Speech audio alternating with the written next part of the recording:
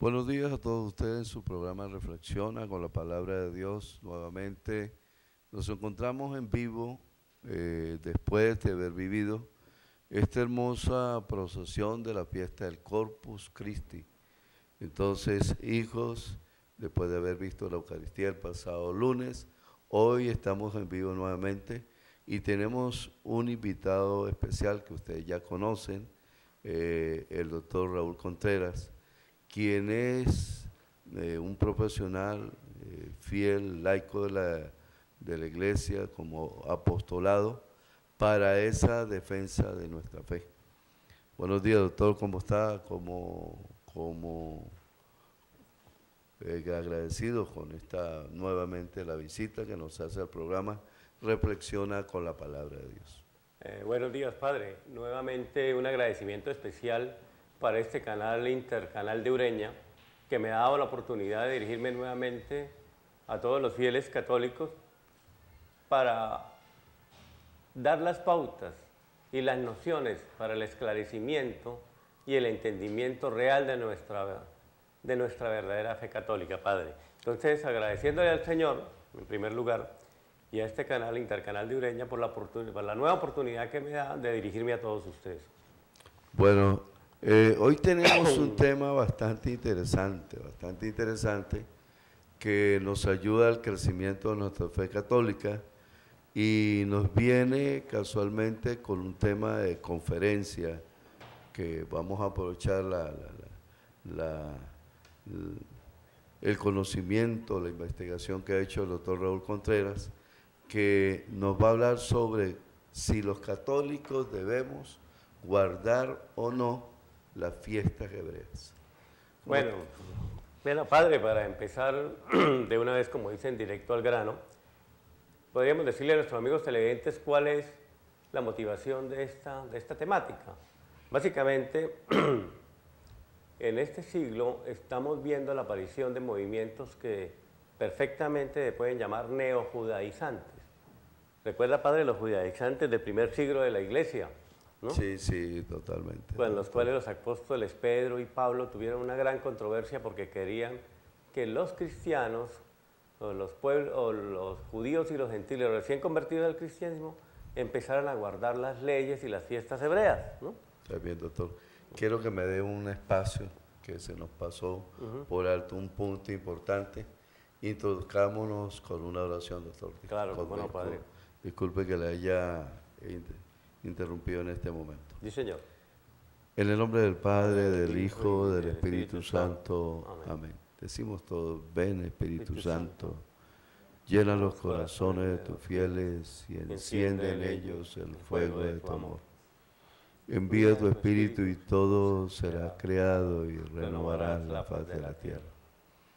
Oh Dios, que lesionaste los corazones de los fieles con la ciencia del Espíritu Santo, haz que guiados por este mismo Espíritu, saboreemos la dulzura del bien, gocemos de sus divinos consuelos, por Cristo Señor nuestro. Amén. Y con mucho amor y respeto a la Santísima Trinidad le decimos, oh Trinidad Beatísima, gobernad nuestra memoria, llenala de vuestro recuerdo de amor de tal manera que ni un segundo permanezca alejada de vos. Que en todos los acontecimientos de nuestra vida, la mano paternal de vuestra providencia, que en todas las criaturas os contemple a vos, oh Dios mío. Permítanos glorificarte, Dios Padre, Dios Hijo, Dios Espíritu Santo, como nos lo enseñó Jesucristo nuestro Señor. Ilustrar nuestro entendimiento, inclinar mi voluntad, ayuda mi flaqueza para que toda la vida todo sea perfectamente unido a ti, amado Dios. Danos tu bendición, bendice a toda esta frontera. Bendice a toda Venezuela, bendice también a nuestros hermanos allí en Colombia, que haya la paz verdadera que se está buscando. Y a nosotros ayúdanos en esta crisis que tenemos, Ayuda a nuestra familia, ayuda a todo el pueblo venezolano, ayuda a esta frontera y sobre todo a los enfermos y a los que se encuentran desesperados. Dale la paz, ilumínalos para que ellos hagan las cosas correctamente. En nombre del Padre, del Hijo, del Espíritu Santo. Amén. Bueno, doctor, ahora sí, ya con esta oración que Dios nos permite entrar en sintonía con la reflexión, con la palabra de Dios. Entonces, sí podemos entrar entonces, doctor. ¿Podría hacer una pregunta, doctor Raúl, cuáles son? Padre, mire, para terminar de rondear el punto, el origen de esta disquisición se basa en la predicación de los nuevos movimientos cristianos judaizantes. Me refiero fundamentalmente un poco al adventismo del séptimo día, pero sobre todo y especialmente al judaísmo mesiánico, que en sus prédicas y en sus sermones andan diciendo que el catolicismo y las demás denominaciones cristianas andamos en maldición por no guardar ni el Sabbat ni las fiestas hebreas. Entonces, hoy básicamente el motivo de esta reunión, de este análisis, es derrumbar esos argumentos y demostrarle que no estamos en maldición por no guardar las fiestas hebreas, Padre. Ok, entonces ahí nos damos cuenta nosotros, hijos, es importante de ahondar el tema, porque muchas veces por desconocimiento tienden totalmente a confundir. Y bueno, valdría la pena, vamos a hacer una primera pregunta al doctor Raúl. ¿Cuáles son las principales fiestas hebreas y cuál es el propósito, ya que ha hecho usted esta investigación que es interesante y que en nuestro municipio y los que nos están viendo, los que están viendo allá en Rubio, San Antonio, Palotal, Tienditas, los que nos están viendo en Toureña, Aguascalientes y también en Cúcuta por la Cablería 95, Canal 95.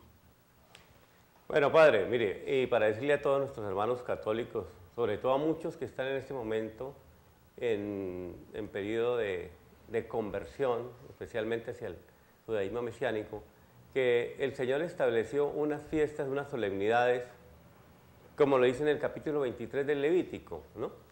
Y eran unas solemnidades que tenían que ver básicamente con el ciclo agrícola judío, con el calendario judío y que se realizaban una vez en el año. Entonces, Padre, como vemos, es unas fiestas judías en un terreno, en un terreno geográfico de Palestina y en un ambiente étnico y cultural que era judío. Sin embargo, quiero mostrarles en un rápido resumen cuáles eran las fiestas principales. Existían 3 fiestas principales dentro del judaísmo. Básicamente, habían 4 fiestas en primavera y 4 fiestas en otoño. El propósito de esas fiestas, básicamente, era unas señales que el Señor estaba dando a su pueblo para que Israel entendiera y descubriera la mesianidad de su enviado, de su Hijo Jesucristo. ¿Por qué? Porque todas las fiestas y todas las celebraciones judías, ¿no?, apuntan a su cumplimiento, a la figura más importante de la historia y de nuestro ser como cristianos, a Jesús de Nazaret, a Jesucristo. Entonces, todas las fiestas fueron establecidas por Yahweh, ¿no? Vamos a seguir hablando en hebreo, Padre, ¿no? Por Yahweh, nuestro, para que el pueblo de Israel tuviese señales que le ayudaran a descubrir la mesianidad de su Mesías, del ungido del Señor, de Jesucristo. Pero tenemos que recalcar que fueron dadas exclusivamente para el pueblo hebreo, y en el capítulo 23 del Levítico, y aquí está, todas las fiestas, todas las ordenanzas de las fiestas comienzan con una frase muy clara. Dice, capítulo 23 del Levítico, dice: di esto a los israelitas, di esto a los israelitas. Entonces, yo no sé qué tan claro tiene que ser el Elohim de Hashem para decir que estas conmemoraciones están confinadas al pueblo de Israel. Y tiene que ser al pueblo de Israel porque en los siguientes versículos de la Biblia vamos a ver cómo aquel que no era judío, que no pertenecía a la clase de Israel, era penalizado y excluido de estas clases de festividad. Y vamos a leerlo Sí, acá, padre. porque sí, lo llamaban paganizados, sí. Exactamente. A ver, Entonces, esto dice el Señor Yahweh, vamos a decirlo, aquí dice Yahvé, pero como dicen que estamos alterando el nombre del Señor, ¿no? Eso lo vamos a hablar ahorita, padre, nosotros no estamos alterando nada. Esto dice el Señor Yahvé, ningún extranjero, incircunciso de corazón y de cuerpo, entrará en mi santuario. Ninguno de los extranjeros, ni siquiera que vivan entre los israelitas. sí. Así Hablando es. totalmente de Así la es. necesidad de la purificación, ¿no? Así es, doctor? así de sencillo. Y entonces, para terminar este punto, ¿cuáles eran las principales fiestas judías?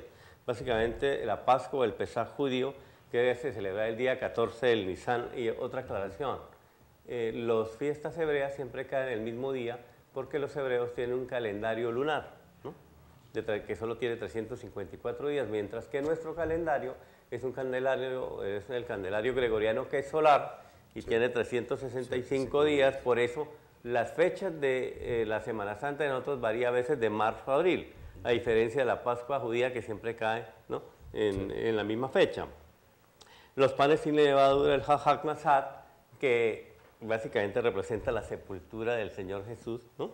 Sí. Las primicias del Yom HaBikurim, que ocurrió un domingo, y lo dijo San Pablo, Jesucristo es la primicia de la resurrección entre los muertos. Entonces, mire, vamos cómo va el Señor cumpliendo proféticamente todas estas fiestas judías, ¿no? La Pascua, porque Él fue el verdadero Cordero Pascual, ¿no?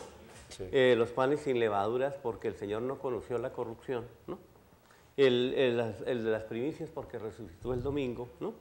Y el Pentecostés, el Shavuot judío, ¿no?, cuando el Espíritu Santo forma el nuevo pueblo de Dios, ¿no? La iglesia, que era en 50 días en el mes del Nisan, 50 días después de las primicias, y que para nosotros corresponde más o menos entre mayo y junio. Entonces, mire cómo el Señor, todas estas fiestas tenían un propósito profético, y conducían todas a Jesucristo.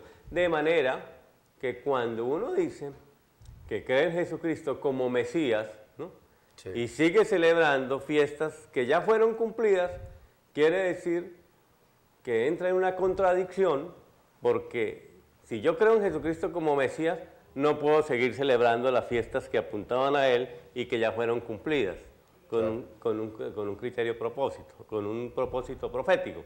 Entonces, de ahí vamos empezando a deducir que, por ejemplo, el judaísmo mesiánico es una absoluta contradicción y es casi un error de lógica, porque si crees que Jesucristo es el Mesías y que ya cumplió el carácter profético de esas fiestas, pues no tiene ningún sentido volver a celebrarlas. A no ser que seas de la nación hebrea, ¿no?, de nacionalidad hebrea, ¿no? Sí, así. No, y el mismo Nuevo Testamento, una de las cartas de San Pablo, que dice Jesucristo es la primicia, ¿no? Claro. El primero en todos. Y es así como usted lo conduce, que nos lleva totalmente a ese encuentro mesiánico con el Señor, que es la preparación de estas fiestas. ¿Podemos hacerle una segunda pregunta, doctor? Sí, padre, pero antes de eso quisiera decir, no solamente miremos aquí en números, dice esto 3:38, porque quiero que vean esto. Dice 3:30 en los números, capítulo 3, versículo 38, y es muy claro, ¿no? Dice acá: acampaban al este frente a Morada, delante de la tienda del encuentro, hacia oriente, Moisés y Aarón con sus hijos, que montaban guardia en el santuario en nombre de los israelitas. Cualquier extranjero que se acercara sería muerto. Ok. Sí. ¿Es para los israelitas o no lo es? Es para los Es para los Para israelitas. los israelitas. Totalmente. Totalmente. Doctor, ¿dicen los evangelios que el Señor Jesús guardaba la fiesta hebrea o le dijo a sus discípulos que la guardase? Bueno, padre, mire, en este caso uno debe suponer que el Señor Jesús guardó la mayoría de las fiestas hebreas, ¿no? ¿Por qué? Porque el Señor nació en la ley, ¿no? Vivió en la ley, ¿no? Y murió en la ley para librarnos de la ley, ¿no? Sí. Los evangelios no son muy claros en cuanto a las demás fiestas. Hay algunos indicios en Juan 10, 22, cuando dice que el Señor se encontraba en la fiesta de Hanukkah, en la fiesta de dedicación, pero se encontraba en el templo, pero resulta que Hanukkah no es de las principales fiestas judías, no es de las que están más estipuladas en el capítulo 23 del Levítico, ¿no? Juan más adelante en el capítulo 7 habla que se acercaba a la fiesta de los tabernáculos y que los parientes de Jesús le dijeron que fueran a los tabernáculos. Juan es muy claro y dice que el Señor les dijo, vayan ustedes, yo todavía no voy porque no ha llegado mi hora, pero que él después posteriormente subió, pero en calidad de incógnito. Entonces, la observancia del Señor cuanto a las fiestas hebreas no está muy clara en los evangelios, pero suponemos que sí las guardó porque él nació y cumplió la ley perfectamente, pero hay una fiesta con la que sí se familiarizó mucho, padre. ¿Cuál es, doctor? Y a quien la llevaba, adivine quién lo llevaba, una hermosa princesa hebrea, ¿no? La Santísima Virgen María, Sí. que dice el Evangelio de San Lucas, que lo llevaba todos los años a Jerusalén a la fiesta de la Pascua.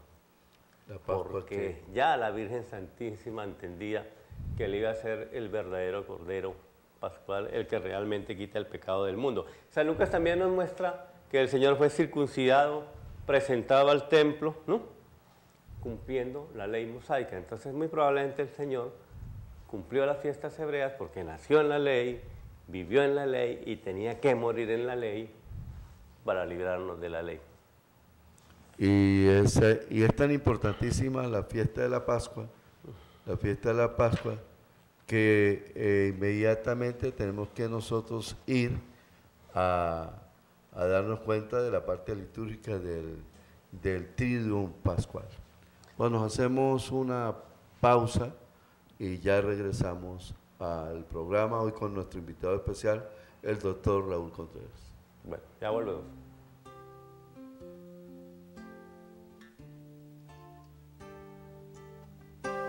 El ángel del Señor la visitó, señora mía, le dijo alégrate, llena de gracia divina, le trajo una buena noticia, que sería madre en esos días, y usted con cierta osadía le preguntó cómo sería si a ningún hombre conocía.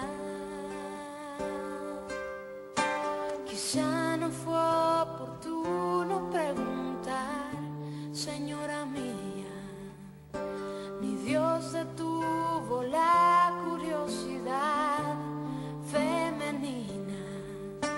Por una frase parecida dejaron mudo a Zacarías, pero en su caso, ¿quién diría? Dios no se enfada ni se irrita, incluso todo se lo explica.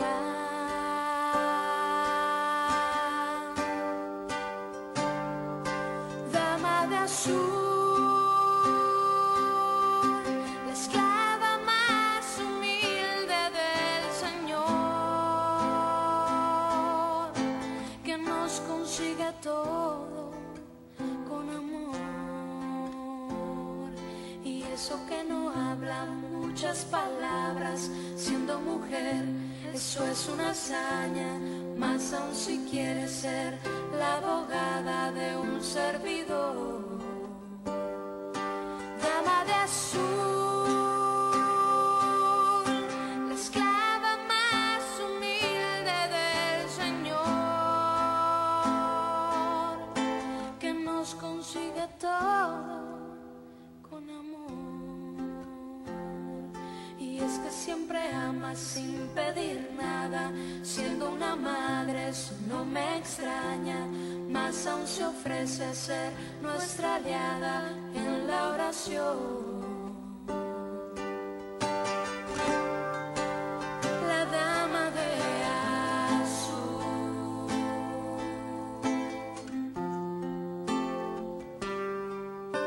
Recuerda cuando el vino se acabó, señora mía, y le pidió a Jesús intervenir aquel día. Él dijo: mujer, todavía no es mi hora, no insistas. Y mientras se lo repetía, usted a los criados decía: hagan todo lo que Él les diga. Quizá no fue oportuna la ocasión, señora mía, mas ¿quién puede con la tenacidad femenina? Y aunque Jesús no lo quería, era mamá quien lo pedía. Con esa voz y una sonrisa, seguro que usted ya sabía que él iba a hacer lo que le pedía.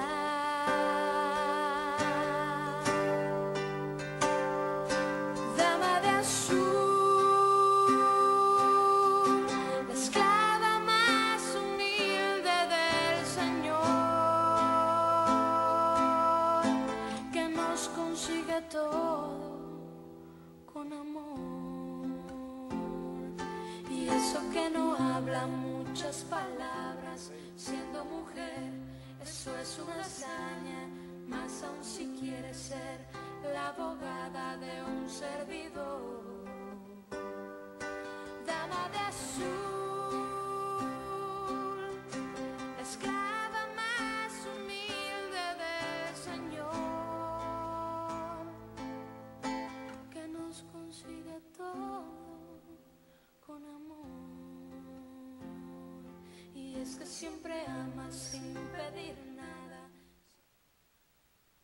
Bueno, doctor, nuevamente aquí en su programa Reflexionando con la Palabra de Dios, hoy analizando sobre la temática de ¿debemos los católicos guardar las fiestas hebreas? Y ya nos hemos dado cuenta que eso era exclusivamente para los católicos y que sí para los hebreos.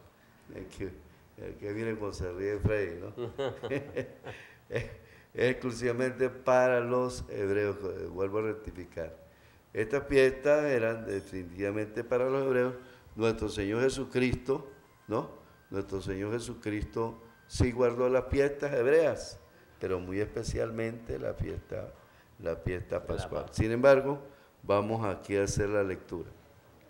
Dice el Evangelio de San Mateo, en el capítulo 5, versículos 17 y 18, dice: no penséis que he venido a abolir la ley y los profetas. No he venido a abolirlos, sino a darles cumplimiento.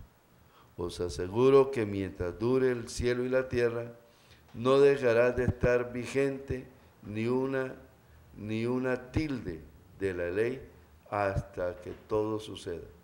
Palabra del Señor. Te alabamos, Señor. Bueno, entonces, doctor, lo dejamos. Sí, entonces, Padre, esto el Señor mismo ratifica como el propósito de la ley era apuntar hacia Jesucristo, cumplirse en Jesucristo. O sea, que los primeros que ustedes guardaban las fiestas hebreas, doctor.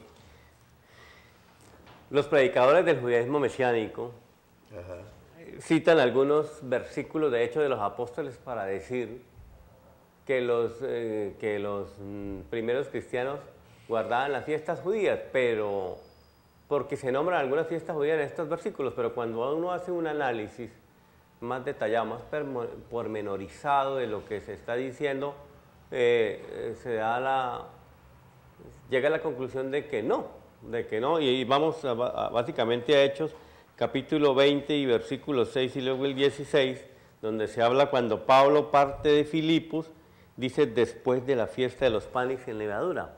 Sí. Pero lo que está diciendo Lucas ahí en el Hecho de los Apóstoles es un condicional de tiempo. Dice sí, que él parte después de la fiesta de los panes sin levadura. No está diciendo que guardaban los panes sin levadura, ¿no? Sino que está diciendo que parten de Filipo después de la fiesta de los panes sin levadura, ¿no? Después, en el capítulo, más adelante de ese mismo capítulo, en el versículo 16, cuando Pablo dice que él quiere ir a Jerusalén, ¿no? Y sí, si quiere lo podemos leer acá, padre. Dice que quiere ir antes de la fiesta de Pentecostés, sí, ¿no? Entonces, mire, dice acá, Hechos, capítulo 20, versículo 6. Nosotros, después de los días de los ácimos son los mismos panes sin levadura, ¿no? De acuerdo a la traducción bíblica, nos embarcamos a Filipo, ¿no? Y al cabo de 5 días nos unimos a ellos en Troade, donde pasamos 7 días, ¿no? Sí. Pero no está diciendo que guardaron la fiesta de los panes sin levadura, ¿no? Y en el versículo 16, que es lo que utilizan nuestros hermanos del judaísmo mesiánico para decir que la primera iglesia guardaba las fiestas hebreas, leemos lo siguiente.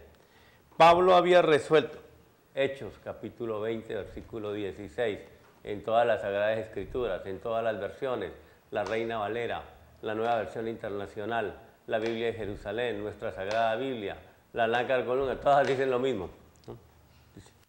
Dice así, Hechos 20, 16, Pablo había resuelto pasar de largo por Éfeso para no perder tiempo en Asia. Se daba prisa porque quería estar el día de Pentecostés en Jerusalén si le era posible. Pero no dice que para guardarla. No. Dice que quería estar en Pentecostés, ¿no? Si le era posible, ¿para qué? Para predicar y convertir gente para el nuevo pueblo de Dios. Dice que voy a ir a guardarla. No, y el significado del Pentecostés para nuestra iglesia, doctor. Correcto. Que la venida del Espíritu Santo.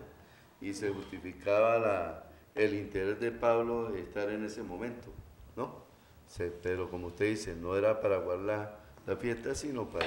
Y vamos a, padre, si me lo permite, vamos a ver un último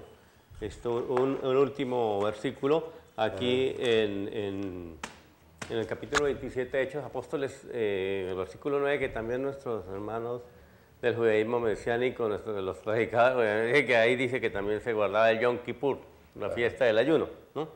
Lo cual no es cierto, ¿no?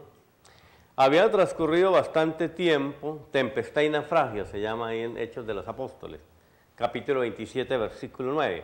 Había transcurrido bastante tiempo y la navegación era ya peligrosa, pues incluso había pasado el ayuno, el Yom Kippur, la fiesta del ayuno, el día más sagrado de los judíos, que era el único día donde la ley mandaba que todos tenían que hacer ayuno, no podían comer absolutamente nada ni tomar nada, pero recuerde que el Yom Kippur ya es de las fiestas de otoño, entonces ya en otoño en el mar Egeo las condiciones de tiempo se tornan peligrosas porque ya vienen los vientos, ¿no?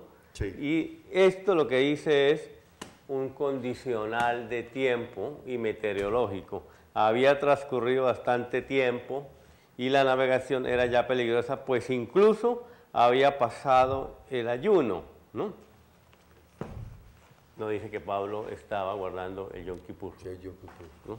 Sí, así es.